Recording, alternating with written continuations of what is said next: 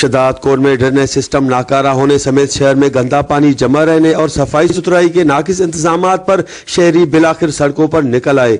सिंध तरक्की पसंद पार्टी की जानिब से गंदगी के खिलाफ एहतजाज और अलामती भूख हड़ताल करके शहर में सफाई कराने का मुतालबा कर दिया। शदात कोट में म्यूनसिपल इंतजामिया के मुबैना गफलत और लापरवाही के बायस सफाई सुथराई के नाकिस इंतजामात पर सिंध तरक्की पसंद पार्टी की जानिब से म्यूनसिपल इंतजामिया के खिलाफ एहतजाजी तहरीक शुरू कर दी गई है। हाथों में प्ले कार्ड्स उठाकर कोटमोटी चौक पर अलामती भूख हड़ताल करके शदीद नारेबाजी की।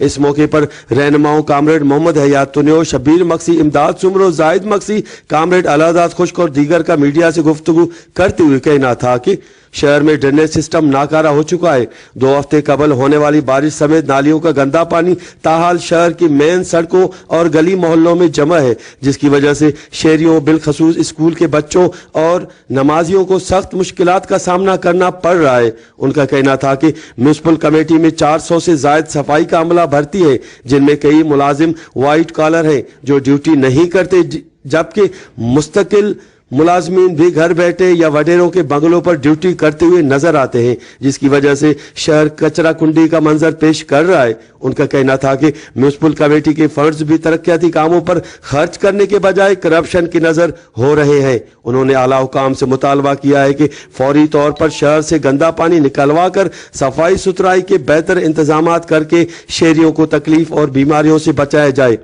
कैमरामैन तनवीर सादी के साथ गुलाम अली इब्राहिम, वश टीवी शदात कोट।